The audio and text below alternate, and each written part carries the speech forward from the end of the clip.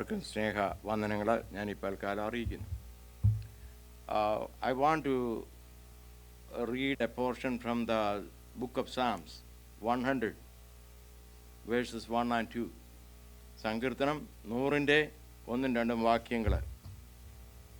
സകല ഭൂസീമവാസികളുമായുള്ളൊരു യഹോവയ്ക്ക് ആർപ്പിടുവീൻ, സന്തോഷത്തോടെ യഹോവയെ സേവിപ്പീൻ, സംഗീതത്തോടെ അവൻ്റെ സന്നിധിയിൽ വരുവീൻ. It is written in English like this: Make a joyful noise unto the Lord, all ye lands. Serve the Lord with gladness. Come before his presence with singing. നമ്മൾ ഇന്ന് സങ്കീർത്തന ധ്യാനത്തിന് വായിച്ച സങ്കീർത്തന ഭാഗത്തിലും ദൈവത്തെ സ്തുതിക്കുക എന്ന് പറയുന്നതിനകത്ത് നന്ദി കരയറ്റുക എന്ന ഒരർത്ഥമുണ്ട്. ഈ ആഴ്ച പ്രത്യേകിച്ച് അമേരിക്കയിൽ മൊത്തം താങ്ക്സ്ഗിവിങ് ആഘോഷിച്ച ഒരു വീക്കാണിത്. അപ്പോൾ ഒരു ദിവസമെങ്കിലും അങ്ങനെ അവർ വേർതിരിച്ചിരിക്കുന്നത് കൊണ്ട് നല്ലതാണ്. അറ്റ്ലീസ്റ്റ് നമ്മളെ സംബന്ധിച്ചിടത്തോളം എല്ലാ ദിവസവും ദൈവത്തിന് നന്ദി കരയറ്റണം. നന്ദി എന്നുള്ളത്, ദൈവത്തിനെ സ്തുതിക്കുക എന്നുള്ളത് ഓരോ ദിവസവും അല്ല, ഓരോ നിമിഷവും നമ്മിൽ നിന്ന് ഉയരേണ്ടതായ ഒരു കാര്യമാണ്. അറ്റ്ലീസ്റ്റ് ഒരു ദിവസം വർഷത്തിൽ അതിനു വേണ്ടി വേർതിരിച്ചിരിക്കുന്നല്ലോ, അതൊരു നല്ല കാര്യം തന്നെയാണ്. നമ്മളിവിടെ കാണുന്നത് സങ്കീർത്തനക്കാരൻ അഡ്രസ്സ് ചെയ്യുന്നത് ഒരു വ്യക്തിയെ അല്ല, സകല ലോകത്തെയും ഉദ്ദേശിച്ചാണ് പറയുന്നത്. Make A joyful noise unto the Lord all ഈ ലാൻഡ്സ്. മലയാളത്തിൽ പറയുന്നത് സകല ഭൂസീമാവാസികളുമായുള്ളവരേ യഹോവയ്ക്ക് ആർപ്പിടുവീൻ.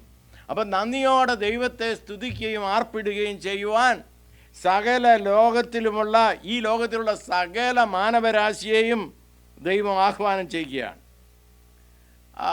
പാട്ടുപാടാനും സ്തുതിക്കുവാനും ഒക്കെ ഇവിടെ പറയാണ്. സംഗീതത്തോടെ അവൻ്റെ സന്നിധിയിൽ വരുവീൻ. എനിക്ക് സംഗീതത്തിന് വളരെ വാസന കുറവുള്ള ഒരാളാണ്. താളമില്ല, ട്യൂണില്ല, പാടാൻ പറ്റിയ ശബ്ദവുമില്ല. എന്നാൽ make A joyful noise unto the Lord, ഒരു നോയ്സ് ഉണ്ടാക്കാൻ പറയാൻ നമുക്കും പറ്റും. ഞാനതുകൊണ്ട് സാധാരണ ആരാധനയൊക്കെ കഴിയുമ്പം ഇംഗ്ലീഷ് സർവീസ് നടത്തുന്ന സമയത്ത് പറയാറുണ്ട്, make A joyful noise unto the Lord. അപ്പോൾ എല്ലാവർക്കും കൂടെ ശബ്ദം ഉണ്ടാക്കി ദൈവത്തെ സ്തുതിക്കുക. ഹല്ലേലൂയ. അത് ഹല്ലേലൂയ സൗണ്ട് തന്നെ ആയിരിക്കണമെന്ന് നിർബന്ധമൊന്നുമില്ല. ദൈവത്തെ സ്തുതിച്ചുകൊണ്ടുള്ള ഏത് ശബ്ദവും ദൈവത്തിന് ഹിതമാണ്. നമ്മുടെ ഹൃദയത്തെ അവൻ നന്നായി കാണുന്നു, അറിയുന്നു എന്നുള്ളതാണ്. Price the Lord. അപ്പോൾ ഈ സങ്കീർത്തനക്കാരൻ സകല ലോകത്തിലുമുള്ള മാനവരാശിയെ അഡ്രസ്സ് ചെയ്യുകയാണ്. നിങ്ങൾ ദൈവത്തെ നന്ദിയോടെ സ്തുതിച്ച് വാഴ്ത്തണം, സംഗീതത്തോടെ അവൻ്റെ സന്നിധിയിൽ വരണം. യഹോവ ദൈവമെന്നറിയണം. Hallelujah. God is our creator. Jehovah തന്നെ ദൈവം എന്നറിവീൻ.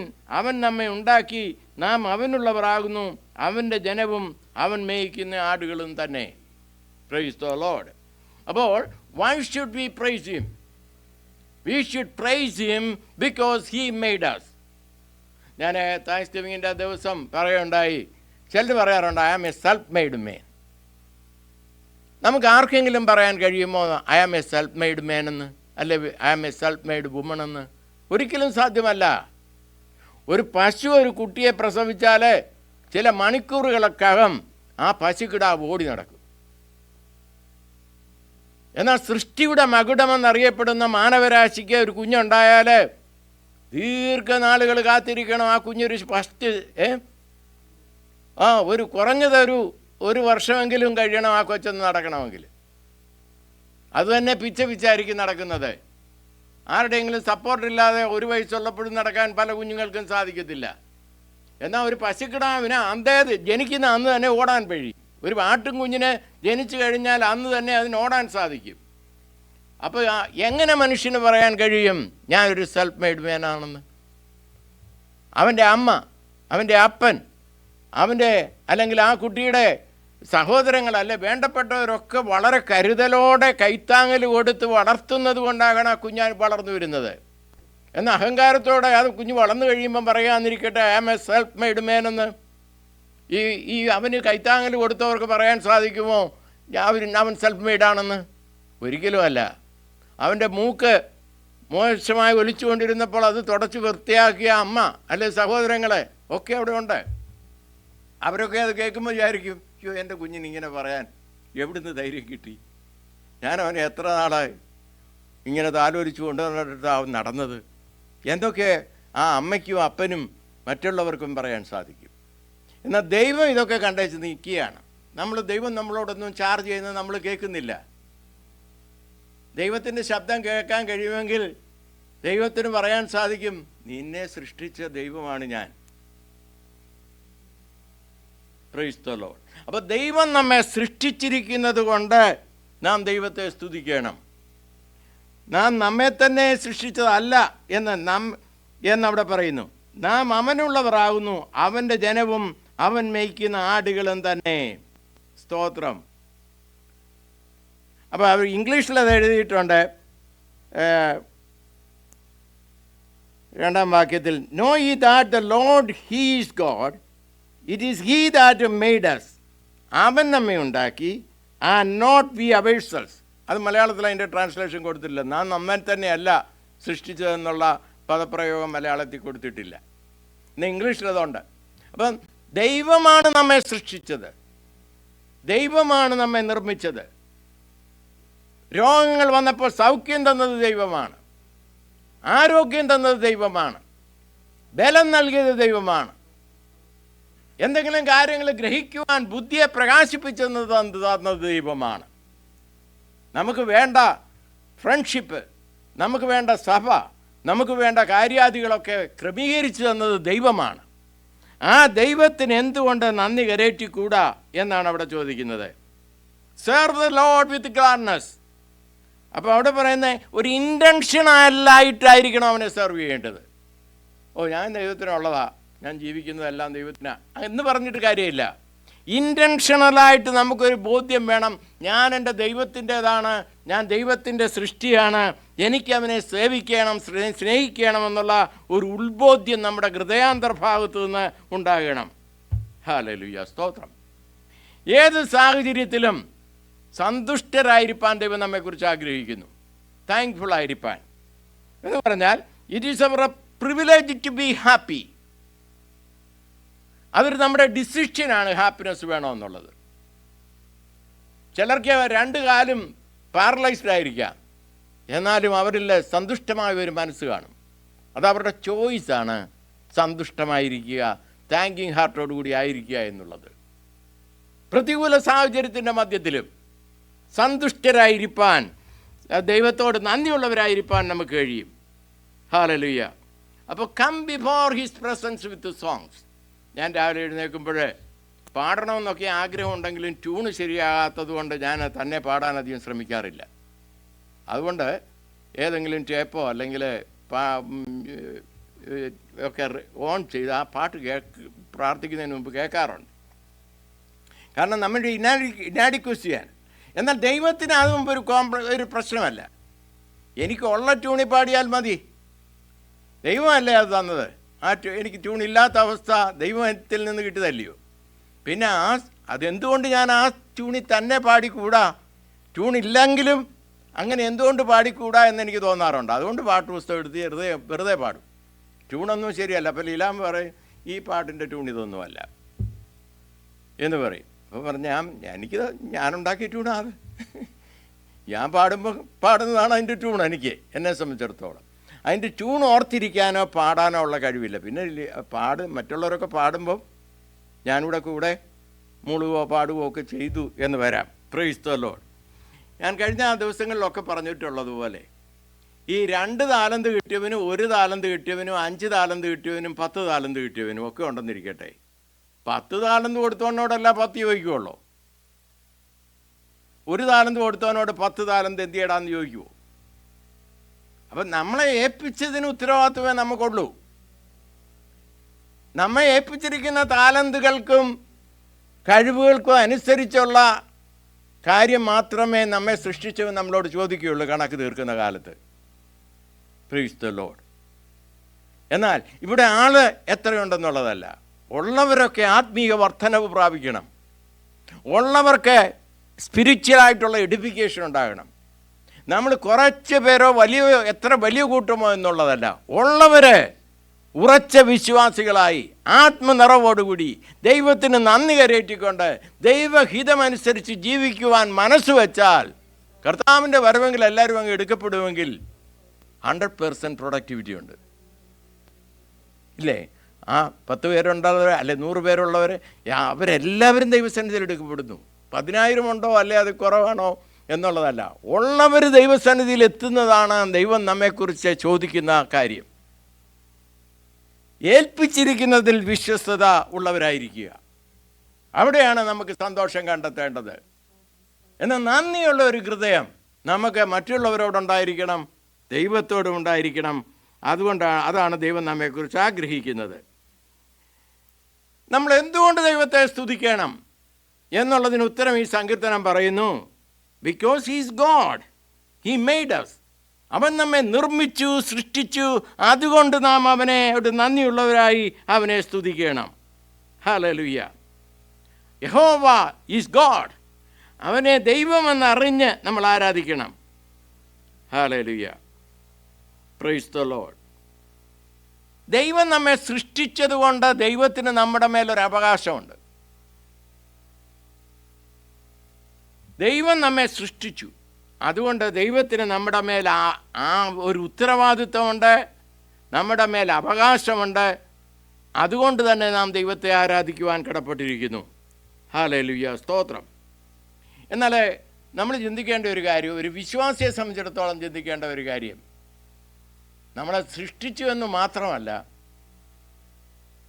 വില തന്ന് നമ്മളെ വിലയ്ക്ക് വാങ്ങിയവനാണ് കർത്താവ്. കാൽവറി ക്രൂശിൽ അവസാനത്തുള്ള രക്തം വരെ നമുക്ക് വേണ്ടി ഊറ്റിത്തന്നു, യാഗമായി എന്ന് നമ്മൾ പറയുന്നു, നമ്മൾ വിശ്വസിക്കുന്നു. ഒരാൾ അവസാനത്തുള്ള രക്തം വരെ ഊറ്റിത്തന്ന് മരണത്തിലൂടെ കടന്നു പോകണമെങ്കിൽ അതിൻ്റെ അർത്ഥം എന്താണ്? ആ വ്യക്തിക്ക് ആ വ്യക്തിയോട് സ്നേഹമുണ്ടെങ്കിൽ അതിനേക്കാൾ ഉപരി ഞാൻ ആർക്ക് വേണ്ടി മരിക്കുന്നുവോ അവരോടുണ്ട് എന്നുള്ള തെളിയിക്കലാണ് കാൽവറി ക്രൂശിൽ സംഭവിക്കുന്നത്. യേശുവിന് നമ്മളോടുള്ള സ്നേഹം തനിക്ക് തന്നോടുള്ള സ്നേഹത്തേക്കാൾ കൂടുതലാണ്. എന്നാൽ നമ്മുടെ പലരുടെയും ചിന്ത എന്താ? ഓ, ദൈവത്തിന് എന്നെ അറിയത്തുപോലുമില്ല, എന്നെ തടഞ്ഞിരിക്കുക എന്നൊക്കെ ചില ചിന്തകൾ കടന്നു വരാം. അത് പിശാച് കൊണ്ടുവരുന്ന ചിന്തയാണ്. നമ്മുടെ ഫസ്റ്റ് നെയിമിൽ ദൈവത്തിന് നമ്മളെ അറിയാം,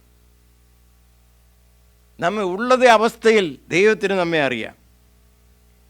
നമ്മളായിരിക്കുന്ന അവസ്ഥയിൽ അറിയുന്ന ഏക വ്യക്തിയേ ഉള്ളൂ, അത് ദൈവമാണ്. നിങ്ങളുടെ മിക്കവാറും പേരൊക്കെ ഹസ്ബൻഡും വൈഫുമായിട്ട് ഇവിടെ ഇരിക്കുന്നു. ഈ ഒരു ഹസ്ബൻഡിനെ വൈഫിനെ പൂർണ്ണമായിട്ട് അറിയാമെന്ന് പറയുന്നതിൽ കഴമ്പില്ല, അറിയത്തില്ല. അല്ലെ ഒരു ഭാര്യയെ ഭർത്താവിന് പൂർണ്ണമായിട്ട് അറിയാം എന്ന് പറയുന്നതിൽ കുറേയൊക്കെ അറിയാമായിരിക്കും, ഇവിടെ കുറേ നാൾ താമസിച്ചല്ലോ, അപ്പോൾ കുറേയൊക്കെ സ്വഭാവവും കാര്യങ്ങളുമൊക്കെ അറിയാം. പൂർണ്ണമായിട്ടറിയാം എന്ന് ക്ലെയിം ചെയ്യുന്നെങ്കിൽ അത് ശരിയല്ല. എന്നാൽ നമ്മുടെ ദൈവം നമ്മളായിരിക്കുന്നത് പോലെ അറിയുന്നു. എന്നിലെ നന്മകൾ കണ്ടുകൊണ്ടല്ല എൻ്റെ കർത്താവ് എന്നെ സ്നേഹിച്ചത്, ഞാനായിരിക്കുന്നത് പോലെ ഉള്ള അവസ്ഥയിൽ എന്നെ കണ്ടുകൊണ്ട് എന്നെ സ്നേഹിക്കുന്ന കർത്താവ്. ഒരു വ്യക്തി ആയിരിക്കുന്ന അവസ്ഥയിൽ വേറൊരാൾക്ക് ഗ്രഹിക്കാൻ സാധിക്കുമെങ്കിൽ ആളിനെ സ്നേഹിക്കാൻ പറ്റത്തില്ല. ചിലപ്പം ആ വ്യക്തിയുടെ കയ്യിലിരിപ്പ് പൂർണ്ണമായിട്ട് അറിഞ്ഞാൽ ചിലപ്പോൾ ആളിനോട് വെറുപ്പ് തോന്നിയെന്ന് വരാം. എന്നാൽ എൻ്റെ കർത്താവിന് എന്നെ ഉള്ളതുപോലെ അറിയുന്നു, എങ്കിലും അവൻ എന്നെ സ്നേഹിക്കുന്നു. അതാണ് യേശുവിന് നമ്മളോടുള്ള പ്രത്യേകത. Price the Lord. അപ്പം നമുക്ക് കർത്താവ് നമ്മെ സൃഷ്ടിച്ചു എന്നുള്ളതിലുപരിയായി രണ്ടാമതായിട്ട് നമുക്ക് കർത്താവിനോടുള്ള സ്നേഹവും കടപ്പാടുമുള്ളതിന് കാരണം അവസാനത്തുള്ള രക്തം വരെ ഊറ്റിത്തന്ന സ്നേഹാന്വിതനായ കർത്താവ് എനിക്ക് പകരക്കാരനായി യാഗമായി തീർന്നു. അവസാനത്തുള്ള രക്തം വരെ എനിക്ക് വേണ്ടി തന്നു. ഞാൻ ഏക വ്യക്തി മാത്രമേ ലോകത്തിലുണ്ടായിരുന്നുള്ളൂ എങ്കിൽ പോലും കർത്താവ് എനിക്ക് വേണ്ടി മരിക്കുമായിരുന്നു. ആ യാഥാർത്ഥ്യത്തെ ഉൾക്കൊള്ളുമ്പോൾ നമുക്ക് കർത്താവിനോട് നന്ദി കരേറ്റാനും സ്നേഹിപ്പാനും കർത്താവിനെ സ്തുതിക്കുവാനും അവൻ്റെ തിരുഹിതത്തിനനുസരിച്ച് മുന്നേറുവാനും ഒരുപാട് കടപ്പാടുണ്ട് എന്നുള്ളത് ഓർപ്പിക്കുവാൻ ഞാൻ ഇപ്പോൾ കാലവും സമയം ഉപയോഗിക്കുക. എത്ര നന്ദി പറഞ്ഞാലും അത് കൂടിപ്പോകത്തില്ല. കാരണം കർത്താവ് അതിന് അർഹനാണ്. എന്ന് മാത്രമല്ല, തിരുവചനം പറയുന്നു അവൻ നമ്മുടെ നല്ല ഇടയനാണ്, നല്ല പാസ്ചർ നോക്കി നമ്മളെ നടത്തുന്നവനാണ്. Praise the Lord. പലരും മോഡേൺ ടെക്നോളജിയൊക്കെ കുറ്റപ്പെടുത്തുന്നവരുണ്ട്, അതിനൊരു ശാപമായി കാണുന്നവരുണ്ട്. കാരണം അതിനകത്ത് ശാപം കാണും, അല്ലെ അത് തെറ്റ് കാണും. പക്ഷേ ഈ മോഡേൺ ടെക്നോളജി ഉള്ളതുകൊണ്ടാണ് സഹോദരി അനിതയ്ക്ക് ഇന്ത്യയിലുള്ള പലരോടും ഫോണിൽ കൂടെ കോണ്ടാക്ട് ചെയ്ത് അവരെ വിശ്വാസത്തിലേക്ക് നയിക്കാൻ സാധിച്ചത്. അപ്പോൾ അതിൻ്റെ നന്മവശം നമ്മൾ മനസ്സിലാക്കണം. ശാസ്ത്രീയമായ കണ്ടുപിടുത്തങ്ങളൊക്കെ നന്മയ്ക്കായിട്ട് ഉപയോഗിക്കാനും ദൈവത്തിന് കഴിയും. എല്ലാം ഒരു ശാപമാണെന്ന് കരുതി തള്ളിക്കളയാൻ കഴിയില്ല. നമ്മുടെ മോഡേൺ ടെക്നോളജിയും ഡെവലപ്മെൻറ്റ്സും ഒക്കെ കർത്താവിൻ്റെ സുവിശേഷത്തിൻ്റെ എക്സ്പാൻഷന് വേണ്ടി നമുക്ക് ഉപയോഗിക്കാൻ സാധിക്കും. ഹല്ലേലൂയ, സ്തോത്രം. അതൊക്കെ ദൈവനാമ മഹത്വത്തിനോട്ട് ഉപയോഗിപ്പാൻ ദൈവം നമ്മെക്കുറിച്ച് ആഗ്രഹിക്കുന്നു. ദൈവവചനം പറയുന്നു, enter his gates with thanksgiving. Hallelujah. Come to the enter his courts with praise. ദൈവത്തെ സ്തുതിച്ചുകൊണ്ട് വേണം ആരാധന സ്ഥലത്തേക്ക് തന്നെ വരാനെന്നാണ് തിരുവചനം പറയുന്നത്. പക്ഷേ ആരാധന സ്ഥലത്തിരുന്നാലും നമുക്ക് സ്തുതി വരുന്നില്ലെങ്കിൽ അതൊരു പ്രശ്നമാണ്. എനിക്കൊരു ഹല്ലേലൂയ തന്നാട്ടെ അല്ലെ പറഞ്ഞാട്ടെ എന്ന് പറഞ്ഞ് പറയിപ്പിക്കുന്നതിൽ അർത്ഥമുണ്ടോ? ഇല്ല. അത് ഒരിക്കലും ആ വ്യക്തിയുടെ ഉള്ളിൽ നിന്ന് വന്നതല്ല. ദൈവത്തിൻ്റെ സ്നേഹത്തെ ഓർക്കുമ്പോൾ, അവൻ്റെ കരുതലിനെ ഓർക്കുമ്പോൾ, നമുക്ക് വേണ്ടി ചെയ്തിട്ടുള്ള നന്മകളെ ഓർക്കുമ്പോൾ നമ്മുടെ അറിയാതെ നമ്മുടെ അന്തർഭാഗത്ത് നിന്ന് സ്തുതി കരേറി വരണം. അതിനെ അടക്കി വെക്കുവാൻ നമ്മുടെ നാവിന് കഴിയാത്ത അവസ്ഥയിൽ ആ സ്തുതിയും സ്തോത്രവും ദൈവത്തിന് കരയേറ്റുന്ന മഹത്വവും ഉണ്ടാകുവാനിടയാകണം. Hallelujah, praise the Lord. ദൈവമായിട്ടൊരു ബന്ധം വേണം, സജീവമായ ബന്ധം. ഹല്ലേലൂയ, സ്തോത്രം. ഒരു കുടുംബജീവിതത്തിൽ ഒരു പക്ഷേയില്ലേ, ഒരു ഭർത്താവിന് ഏറ്റവും കൂടുതൽ, കുടുംബനാഥന് ഏറ്റവും കൂടുതൽ ബന്ധമുള്ളത് തൻ്റെ ഭാര്യയായിട്ടായിരിക്കാം. അല്ലെ ഭാര്യയ്ക്ക് ഏറ്റവും കൂടുതൽ ബന്ധവും അടുപ്പമുള്ളത് ഭർത്താവിനോടായിരിക്കും. എന്നാൽ അതിൽ കൂടുതലായിട്ടുള്ളൊരു ബന്ധവും അടുപ്പവും നമ്മുടെ അരുമനാഥനായ കർത്താവിനോടുണ്ടായിരിക്കണം എന്ന് കർത്താവ് നമ്മിൽ നിന്ന് ആഗ്രഹിക്കുന്നു. സ്തോത്രം. നമ്മൾ ഏറ്റവും ഇടപെടുന്ന വ്യക്തിയോടുള്ള ബന്ധത്തിൽ കൂടുതൽ ദൈവത്തോടുള്ള സഹിത്വം ഉണ്ടായിരിക്കുവാൻ ദൈവം നമ്മെക്കുറിച്ച് ആഗ്രഹിക്കുന്നു. എബ്രായലേഖനം 10:19 ഇങ്ങനെ വായിക്കുന്നു, അതുകൊണ്ട് സഹോദരന്മാരെ, യേശു തൻ്റെ ദേഹമെന്ന തിരശ്ശീലയിൽ കൂടി നമുക്ക് പ്രതിഷ്ഠിച്ച ജീവനുള്ള പുതുവഴി എന്നാണ് അവിടെ പറഞ്ഞിരിക്കുന്നത്. ഹല്ലേലൂയ, സ്തോത്രം.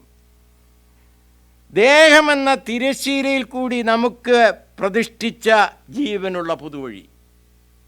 അതാണ് കാൽവറി ക്രൂശിൽ കർത്താവ് ചെയ്തെടുത്തത്. അതിൻ്റെ ഒരു സിംബോളിക്കായിട്ടാണ് യെരുശലേം ദേവാലയത്തിൻ്റെ ഹോളി ഓഫ് ഹോളീസിലോട്ട് മഹാപുരോഹിതന് ആ വർഷത്തിലൊരിക്കൽ മാത്രം ചെല്ലാം. എന്നാൽ പറഞ്ഞാൽ ഇസ്രായേൽ ജനത്തിൻ്റെ കൂട്ടത്തിൽ അനേക നൂറുകണക്കിന് ആയിരത്തോളം ആയിരക്കണക്കിന് പുരോഹിതന്മാരുണ്ടെങ്കിൽ മഹാപുരോഹിതനായി നിയോഗിക്കപ്പെട്ട വ്യക്തിക്ക് 365 ദിവസത്തിൽ 364 ദിവസം കടന്നു ചെല്ലാൻ സാധിക്കത്തില്ല. ഒരു ദിവസം കടന്നു ചെല്ലാൻ കഴിയും. കാരണം അത് അതിവിശുദ്ധ സ്ഥലമാണ്. എന്നാൽ ഒരു വിശ്വാസിക്ക് ദൈവത്തിൻ്റെ തിരുസന്നിധാനത്തിലേക്ക്, ആ വിശുദ്ധിയുടെ സ്ഥലത്തേക്ക് കടന്നു ചെല്ലുവാൻ ആ തിരശ്ശീല കീറിയതുപോലെ യേശുവിൻ്റെ ശരീരമെന്ന തിരശ്ശീല ചിന്തി ഒരു വഴി തുറന്നു തന്നു. അതുകൊണ്ട് നമ്മുടെ കർത്താവിൻ്റെ സന്നിധിയിൽ ഏത് നേരത്തും സന്നിധാനത്തിലേക്ക് അണയുവാനുള്ള അവസരമുണ്ട്. അതാണ് കാൽവറി ക്രൂശിലൂടെ കർത്താവ് നേടിയെടുത്തത്. Praise the Lord. ലോകത്തിലെ വിശേഷതയുള്ള ഒരു ജനമായി ദൈവം ഇസ്രായേലിനെ വേർതിരിച്ചിരിക്കുന്നുവെന്ന് സങ്കീർത്തനത്തിലൂടെ നമ്മൾ വായിക്കുകയും കേൾക്കുകയും ഒക്കെ ചെയ്തു. അത് ശരിയായിരിക്കാം. കാരണം നല്ല പ്രമാണങ്ങളും ചട്ടങ്ങളും ഒക്കെ ദൈവം അവർക്ക് കൊടുത്തു. അങ്ങനെ വേറൊരു ജാതിക്കും ദൈവം കൊടുത്തിട്ടില്ല എന്നും അവിടെ എഴുതിയിരിക്കുന്നു. നമ്മളതൊക്കെ ഇന്ന് വായിക്കുകയും ധ്യാനിക്കുകയും ചെയ്തു.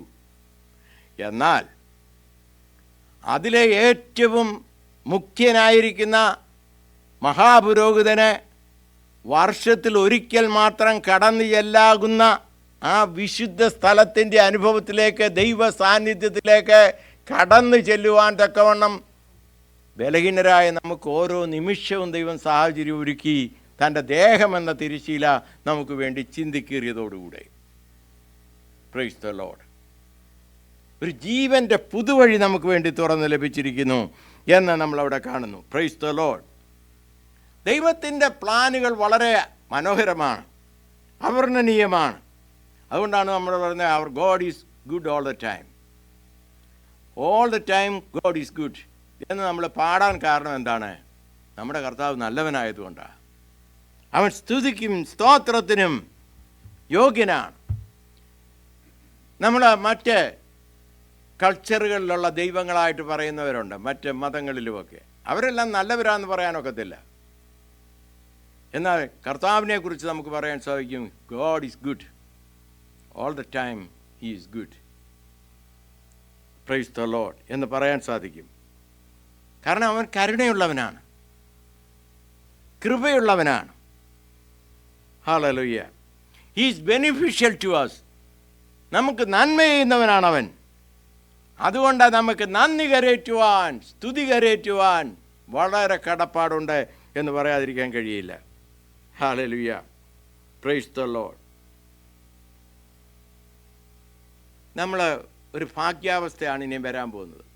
ആദം തൊട്ട് നമ്മുടെ തലമുറയിൽ വരെ ജീവിച്ചിട്ടുള്ള വിശുദ്ധന്മാരെ കർത്താവ് വരുമ്പോൾ നമ്മൾ കാണും. മാനവകുലത്തിൽ വിശുദ്ധരായി ജീവിച്ചിട്ടുള്ള സകല ഫോർ ഫാദേഴ്സ് അല്ലെങ്കിൽ ഫോർ മദേഴ്സ് അല്ലെങ്കിൽ അങ്ങനെയുള്ള എല്ലാ പ്രിയപ്പെട്ടവരെയും മുഖത്തോട് മുഖം നമ്മൾ കാണുന്ന ഒരു സമയമാണ് നമ്മുടെ ഉൾപ്രയാണം എന്ന് പറയുന്നത്. അതിനെയാണ് നമ്മൾ ലക്ഷ്യം വയ്ക്കുന്നത്. നമ്മുടെ കർത്താവിനെ ഉള്ളതുപോലെ നമ്മൾ കാണും. ചിലർ പറയും ഞാൻ കർത്താവിനെ സ്വപ്നത്തിൽ കണ്ടു എന്നൊക്കെ പറയും. അതുപോലെ ആയിരിക്കണമെന്നില്ല കർത്താവ് ഇരിക്കുന്നത്. കർത്താവ് ഉള്ള അവസ്ഥയിൽ തേജസ്വിയായ കർത്താവിനെ നമുക്ക് കാണാൻ കഴിയും. പൗലോസ് അപ്പോസ്തലന് 3-ാം സ്വർഗം വരെ എടുക്കപ്പെട്ടു എന്ന് പറയുന്നു, ലേഖനങ്ങളിലൊക്കെ നമ്മൾ കാണുന്നുണ്ട്. എന്നാൽ പൗലോസ് അപ്പോസ്തലൻ അതിനെക്കുറിച്ച് യാതൊരു വിവരവും പറയുന്നില്ല. ഞാൻ ഇന്നത് കണ്ടു, ഇന്നത് കേട്ടു എന്ന് പറയുന്നില്ല. കാരണം ഒരു നാവിന് പോലും അതിനെ വർണ്ണിക്കാൻ കഴിയില്ല. ഒരു ഹൃദയത്തിന് പോലും അതിനെ വേണ്ട രീതിയിൽ വിഭാവന ചെയ്യാൻ കഴിയത്തില്ല. എന്നിരിക്കെ എങ്ങനെ പൗലോസ് അപ്പോസ്തലൻ അത് മറ്റുള്ളവരോട് വിവരിപ്പാൻ കഴിയും? അതുകൊണ്ട് പൗലോസ് അപ്പോസ്തലൻ അതേക്കുറിച്ച് പറയുന്നില്ല. ഞാൻ സ്വർഗതിക ദർശനം കണ്ടു എന്നുള്ളതിൻ്റെ വിവരണം പറയാത്തതിൻ്റെ കാരണം അത് എത്ര വിവരിച്ചാലും പൂർണ്ണതയുള്ളതല്ല. ദൈവത്തിന് ബിംബാരാധനയിൽ ഇഷ്ടമില്ലാത്തത് എന്താണ്? അതിൻ്റെ കാരണം, മെയിൻ കാരണം, തേജസ്സിൽ വസിക്കുന്ന ദൈവം, തേജസ്സാർന്ന നക്ഷത്രഗോളങ്ങളെ നിർമ്മിച്ച ദൈവം, വിശുദ്ധിയിൽ വസിക്കുന്നവനായ ദൈവം, ആ തേജസ്സുള്ള ദൈവത്തെ ആർക്ക് തങ്ങളുടെ കൈ കൊണ്ട് വരയ്ക്കാൻ സാധിക്കും? അതുകൊണ്ടാണ് ഒരു വിഗ്രഹത്തെ ഉണ്ടാക്കുന്നത് ഒരു കോമാളിത്തമായി മാത്രമേ ദൈവത്തിന് കാണാൻ സാധിക്കുകയുള്ളൂ.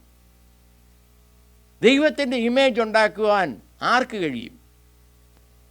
സകലത്തെയും വാക്കുകൊണ്ട് ഉണ്ടാകട്ടെ എന്ന് പറഞ്ഞപ്പോൾ സൃഷ്ടിയാർന്ന അടുത്തുകൂടാത്ത പ്രഭയിൽ വസിക്കുന്ന തേജസ്സുള്ള ദൈവത്തിനൊരു രൂപ കൽപ്പന കൊടുത്ത് ഒരു ബിംബത്തെ നിർമ്മിപ്പാൻ ആർക്ക് കഴിയും? അപ്പം നമുക്ക് ഏറ്റവും ഭംഗിയുള്ളൊരു ബിംബമെന്ന് കണ്ടാലും അതെന്താണ്? ദൈവത്തെ കളിയാക്കുന്നതിന് തുല്യമാണ്.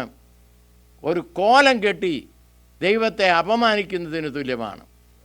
അതുകൊണ്ടാണ് വിഗ്രഹാരാധനയെ ദൈവം ഏറ്റവും വെറുക്കുന്നു എന്ന് പറയാൻ കാരണം. ഈ 100-ാം സങ്കീർത്തനം നമ്മൾ വായിക്കുമ്പോൾ ഇത് കർത്താവായ യേശു ക്രിസ്തുവിനെ കാണിക്കുന്നു, പല രീതിയിൽ കാണിക്കുന്നു. ഒന്നാമതായിട്ട് കർത്താവായ യേശു ക്രിസ്തു ഇവിടെ പറയുന്നു, all the land price the Lord. കർത്താവായ യേശു ക്രിസ്തു പറഞ്ഞു മത്തായിയുടെ സുവിശേഷം 28-ാം അധ്യായത്തിൻ്റെ അവസാന ഭാഗത്ത്, നിങ്ങൾ ഭൂലോകത്തിലൊക്കെയും പോയി സകല ജാതികളോടും സുവിശേഷം അറിയിക്കണം. അപ്പോൾ ലോകത്തിലുള്ള സകല ജാതികളെയും ദൃഷ്ടി വയ്ക്കുന്ന ആ മനോഭാവം കർത്താവായ ക്രിസ്തേശുവിലുണ്ട്. ആ മനോഭാവം തന്നെയാണ് ഈ 100-ാം സങ്കീർത്തനത്തിൽ വെളിപ്പെടുത്തിയിരിക്കുന്നത്. Price the Lord. അപ്പോൾ 100-ാം സങ്കീർത്തനം കർത്താവായ യേശു ക്രിസ്തുവിനെ വരച്ചു കാട്ടുന്നു. Price the Lord. രണ്ടാമതായിട്ട് നമ്മൾ കാണുന്നു ദൈവത്തെ സ്തുതിക്കുന്നുണ്ട് കർത്താവ്. പിതാവിനെ സ്തുതിക്കുന്നുണ്ട്. കർത്താവ് ഗെത്സമനയിലേക്ക് പോകുന്നതിന് മുമ്പാണ് പെസഹ പെരുന്നാൾ ആചരിക്കുന്നത്. ആ പെസഹ പെരുന്നാൾ ആചരിച്ചു കഴിഞ്ഞ് ആ കഷ്ടമനുസരിച്ച് എന്ത് ചെയ്യണം? അവർ യഹോവയെ സ്തുതിക്കണം. യേശുവിനെ സംബന്ധിച്ചിടത്തോളം പിതാവെന്ന് പറയുന്ന വ്യക്തിത്വത്തെ പാടി സ്തുതിച്ചുകൊണ്ട് ഒലിവുമലയിലേക്ക് പോയി എന്ന് കാണുന്നു. Price the Lord. അപ്പോൾ ആ നിദർശനം, ആ പ്രദർശനം നമ്മളെ കർത്താവ് ഈ സങ്കീർത്തനത്തിൽ കാണുന്നുണ്ട്. ഒലിവുമലയ്ക്ക് കടന്നു പോകുന്നതിന് മുമ്പ് പാട്ടുപാടി സ്തുതിച്ചതിന് ശേഷമാണ് കർത്താവ് കടന്നു പോകുന്നത്. എന്തിനാ പോകുന്നത്? പിതാവിൻ്റെ തിരുഹിതം തൻ്റെ ജീവിതത്തിൽ അനുഷ്ഠിപ്പാൻ. ഇതാ ഞാൻ വരുന്നു എന്ന് പറഞ്ഞുകൊണ്ട് ആദത്തോട് പറഞ്ഞു, നീ അത് ചെയ്യരുത്. എന്നാൽ അവൻ സ്വന്തം ബുദ്ധിയിൽ അത് ചെയ്തു. എന്നാൽ കർത്താവായ യേശു ക്രിസ്തു ദൈവമായിരിക്കെ മനുഷ്യരൂപത്തിൽ മനുഷ്യനായി വെളിപ്പെട്ടുകൊണ്ട് വന്നതിന് ശേഷം ഇതാ നിൻ്റെ ഇഷ്ടം ചെയ്യുവാൻ ഞാൻ വരുന്നു എന്ന് പറഞ്ഞുകൊണ്ട് ഗെത്സമനയിലേക്ക് പോകുകയാണ്. ക്രൂശ് മരണത്തിന് പ്രിപ്പയർഡ് ആകുവാൻ എങ്ങനെ പോയി? പാടി സ്തുതിച്ചുകൊണ്ട് പോയെന്നാണ് കാണുന്നത്. Price the Lord. അപ്പോൾ നമ്മൾ കർത്താവിനെ കാണുന്നുണ്ട് നല്ല ഇടയനായിട്ട്. ഇവിടെ പറയുന്നുണ്ട്, യഹോവ തന്നെ ദൈവം എന്നറിവീൻ, അവൻ നമ്മെ ഉണ്ടാക്കി, അവൻ്റെ ജനവും അവൻ മേയ്ക്കുന്ന ആടുകളും തന്നെ. കർത്താവായ യേശു ക്രിസ്തു എന്താ പറയുന്നത്? യോഹന്നാന്റെ സുവിശേഷം 10-ാം അധ്യായം 11-ാം വാക്യത്തിൽ യേശു പറഞ്ഞു, ഞാൻ നല്ല ഇടയനാകുന്നു. നല്ല ഇടയൻ ആടുകൾക്ക് വേണ്ടി തൻ്റെ ജീവനെ കൊടുക്കുന്നു. എബ്രായ ലേഖനം 13:20 നമ്മൾ കാണുന്നു, നിത്യനിയമത്തിൻ്റെ രക്തത്താൽ ആടുകളുടെ വലിയ ഇടയനായ കർത്താവിനെ കുറിച്ച് നമ്മൾ കാണുന്നു. കർത്താവ് പറയുന്നു, ഞാൻ ആടുകളുടെ ഇടയനാകുന്നു. എബ്രായ ലേഖന കർത്താവ് പറയുകയാണ്, നിത്യനിയമത്തിൻ്റെ രക്തത്താൽ ആടുകളുടെ വലിയ ഇടയൻ, ചീഫ് ഷെപ്പേർഡ് എന്നാണ് പറഞ്ഞിരിക്കുന്നത്. യേശു തന്നെക്കുറിച്ച് ഗുഡ് ഷെപ്പേർഡ് എന്ന് പറയുന്നു. എബ്രായ ലേഖനത്തിൽ നമ്മൾ കാണുന്നു, he is the chief shepherd. Hallelujah. എന്നാൽ 1 പത്രോസ് 5:4 വാക്യത്തിൽ നമ്മളിങ്ങനെ കാണുന്നു, എന്നാൽ ഇടയശ്രേഷ്ഠൻ പ്രത്യക്ഷനാകുമ്പോൾ നിങ്ങൾ തേജസ്സിൻ്റെ വാടാത്ത കിരീടം പ്രാപിക്കും. ഇടയശ്രേഷ്ഠൻ, ചീഫ് ഷെപ്പേർഡ് പ്രത്യക്ഷനാകുമ്പോൾ നമ്മൾ എന്ത് പ്രാപിക്കും? തേജസ്സിൻ്റെ വാടാത്ത കിരീടം പ്രാപിക്കും. നമുക്കറിയാം, ഒളിമ്പിക് ഗെയിംസിലൊക്കെ കർത്താവായ യേശു ക്രിസ്തുവിൻ്റെ കാലത്തും അപ്പോസ്തലന്മാരുടെ കാലത്തും ഒക്കെ അന്നും ഉണ്ട് ഒളിമ്പിക് ഗെയിംസ്. അതിനൊക്കെ മുമ്പേ തുടങ്ങിയ BC-യിൽ തുടങ്ങിയ ഒരു ഗെയിമാണ് ഒളിമ്പിക് ഗെയിം. എന്നാൽ അന്ന് ഫസ്റ്റായിട്ട് വരുന്ന ആളിന് തലയിൽ വെച്ച് കൊടുക്കുന്നത് ഒലിവ് തണ്ട് വളച്ച് ഒരു കിരീടം പോലെ ഉണ്ടാക്കി അങ്ങോട്ട് വെക്കും. അതാണ് കൊടുക്കുന്നത്. അത് ചില ദിവസങ്ങൾ വരെ ആ ഒലിവില വാടാതെ ഇരിക്കും. എന്നാൽ അത് പിന്നെ ഇവിടെ വാടിപ്പോകും. എന്നാൽ നമുക്ക് വാടാത്ത കിരീടം ലഭിക്കുമെന്നാണ് കർത്താവ് പറയുന്നത്. Price the Lord. ഹല്ലേലൂയ, സ്തോത്രം. എന്നാൽ ഇടയശ്രേഷ്ഠൻ പ്രത്യക്ഷനാകുമ്പോൾ നമുക്കും എന്താ ലഭിക്കാൻ പോകുന്നത്? വാടാത്ത കിരീടം ലഭിക്കും. എന്ന് പറഞ്ഞാൽ അത് ഫെയ്ഡ് ചെയ്യത്തില്ല. ഒളിമ്പിക് ഗെയിംസിലെ ഒലിവ് ഇല കൊണ്ടുണ്ടാക്കിയ, അല്ലെ ഒലിവിൻ്റെ തണ്ട് കൊണ്ട് ഉണ്ടാക്കിയ ഇല വാടിപ്പോകുന്ന കിരീടം പോലെയല്ല. നമുക്കിത് വാടാത്ത കിരീടം എന്ന് പറഞ്ഞാൽ ഒരിക്കലും നെവർ എൻഡിങ് ആയിട്ടുള്ള ഗ്ലോറിയോടുകൂടിയുള്ള അവസ്ഥയിൽ ദൈവം നമ്മെ ആക്കുമെന്ന് ചുരുക്കം. ഒരു കിരീടമെന്ന് അതിനർത്ഥം പറയേണ്ട കാര്യമൊന്നുമില്ല. ഒരു കിരീടം ശ്രേഷ്ഠതയുള്ള കാര്യത്തെ കാണിക്കുന്നത് കൊണ്ട് കിരീടം എന്നവിടെ മെൻഷൻ ചെയ്തിരിക്കുന്നു എന്ന് മാത്രമേ ഉള്ളൂ. നമ്മൾ കർത്താവിനെ ഫോളോ ചെയ്യുന്നത് വൃഥാവല്ല. ഹല്ലേലൂയ. നമ്മുടെ കർത്താവ് നല്ല ഇടയനാണ്. നല്ല ഇടയൻ ആടുകൾക്ക് വേണ്ടി തൻ്റെ ജീവനെ കൊടുത്തു എങ്കിൽ ഇടയശ്രേഷ്ഠൻ പ്രത്യക്ഷനാകുമ്പോൾ തന്നെ ഫോളോ ചെയ്തവർക്ക് വാടാത്ത കിരീടം അല്ലെങ്കിൽ വലിയ പ്രതിഫലം ലഭിക്കും. നമ്മുടെ ഏറ്റവും വലിയ പ്രതിഫലം എന്ത് ലഭിക്കുന്നു എന്നുള്ളതല്ല, യേശുവിനെ നമ്മൾ കാണുന്നു എന്നുള്ളതാണ്. എന്നെ സ്നേഹിക്കുകയും എനിക്ക് വേണ്ടി പ്രവർത്തിക്കുകയും എനിക്ക് വേണ്ടി ജീവൻ തരികയും അവസാനത്തുള്ള രക്തം വരെ ഊറ്റിത്തന്ന് മരിച്ച് അടക്കപ്പെട്ടവനെങ്കിലും ദൈവശക്തിയോട് ഉയർത്തെഴുന്നേറ്റ കർത്താവ്, മരിച്ചവരിൽ നിന്ന് തന്നെ ഉയർപ്പിച്ച ആ ഉയർപ്പിൻ്റെ പുനരുത്ഥാന വ്യാപാര ശക്തി രക്ഷിക്കപ്പെട്ട ഓരോ ദൈവ പൈതലിലും പകർന്നിരിക്കുന്നത് കൊണ്ടും കർത്താവിൻ്റെ തേജസ് വരവെങ്കിൽ നാം ആ ശക്തിയാൽ ഉയർത്തെഴുന്നേൽക്കുമെന്നുള്ളത് കൊണ്ടും നമുക്കവനെ മുഖാമുഖമായി കാണാമെന്നുള്ളതുമായ വലിയ പ്രത്യാശ. അതാണ് ഓരോ ഭക്തർക്കും ഉണ്ടാകേണ്ടത്. ബാക്കി പാടാത്ത കിരീടമോ ഒന്നും നമുക്ക് പ്രശ്നമല്ല. കിരീടം പ്രാപിച്ച പലരെ നമ്മൾ വെളിപ്പാട് പുസ്തകത്തിൽ കാണുന്നുണ്ട്. മൂപ്പന്മാരൊക്കെ, എൽഡേഴ്സ്, അവരൊക്കെ കിരീടങ്ങളുള്ളവരാ, പൊസിഷനുകളുള്ളവരാ. എന്നാൽ തേജസ്വിയാർന്ന യേശു ക്രിസ്തുവിൻ്റെ പ്രഭയുള്ള സാന്നിധ്യത്തിൽ അവരെന്ത് ചെയ്യുന്നു? തങ്ങൾക്ക് ലഭിച്ചിരിക്കുന്ന കിരീടങ്ങളെ താഴെ ഇട്ടുകൊണ്ട് അവർ കർത്താവിനെ സ്തുതിക്കുകയാണ്. നമുക്ക് ലഭിക്കുന്ന ഒരു റിവാർഡും ആ കർത്താവുമായിട്ട് കമ്പയർ ചെയ്യുമ്പോൾ ഒന്നുമില്ല. നമ്മുടെ ജീവിതത്തിൽ പല നന്മകൾ ദൈവം തന്നിട്ടുണ്ട്. ആരോഗ്യമുള്ള ശരീരമായിരിക്കാം ദൈവം തന്നിരിക്കുന്ന ഒന്ന്, നല്ല വിദ്യാഭ്യാസമായിരിക്കാം വേറൊന്ന്, നല്ല കുടുംബങ്ങളായിരിക്കാം വേറൊന്ന്. പല കാര്യങ്ങൾ ദൈവം തന്നിട്ടുണ്ട്. അതൊക്കെ നല്ല കാര്യങ്ങൾ തന്നെയാണ്. എന്നാൽ അതിലൊന്നും നമുക്ക് പ്രശംസിപ്പാനൊന്നുമില്ല. ഇന്ന കുടുംബത്തിൽ ജനിച്ചു എന്ന് പറയുന്നതിൽ പോലും നമുക്ക് യാതൊന്നും പ്രശംസിപ്പാനില്ല. നമ്മളതിനകത്ത് എന്തോ ചെയ്തു ഇന്ന കുടുംബത്തിൽ ജനിക്കാൻ? അതിനകത്ത് നമ്മുടെ ചോയ്സ് ഇല്ലല്ലോ. അതിൽ പോലും നമുക്ക് അഹങ്കരിക്കാൻ യാതൊരു വകയുമില്ല. നമുക്കൊരു കാര്യത്തിൽ മാത്രമേ പ്രശംസിപ്പാനുള്ളൂ. എൻ്റെ കർത്താവ് ജീവിക്കുന്നതിനാൽ ഞാനും ജീവിക്കുന്നു. തൻ്റെ ജീവൻ എനിക്ക് തന്നതുകൊണ്ട് എനിക്ക് നിത്യജീവൻ ലഭിച്ചിരിക്കുന്നു. അതുകൊണ്ട് എൻ്റെ ആയുസ് മുഴുവൻ ഈ കർത്താവായ ക്രിസ്തയേശുവിന് വേണ്ടി ഞാൻ ജീവിക്കും എന്നുള്ള പ്രതിഷ്ഠയോടുകൂടെ ജീവിച്ച് മുന്നേറുക. അതാണ് നമ്മളെക്കുറിച്ചൊക്കെ കർത്താവ് ആഗ്രഹിക്കുന്നത്. നിറഞ്ഞ ഹൃദയത്തോടുകൂടെ നന്ദി കരയേറ്റിക്കൊണ്ട് വിശുദ്ധ ജീവിതം നയിപ്പാൻ കർത്താവ് ഈ താങ്ക്സ് ഗിവിംഗ് വീക്കിൽ ഒരു തീരുമാനം എടുത്തുകൊണ്ട് മുന്നേറുവാൻ സഹായിക്കട്ടെ എന്ന് പ്രാർത്ഥിച്ചുകൊണ്ട് ഞാൻ എൻ്റെ വാക്കുകളെ ചുരുക്കുന്നു. കർത്താവ് എല്ലാവരെയും അനുഗ്രഹിക്കും, സഹായിക്കും.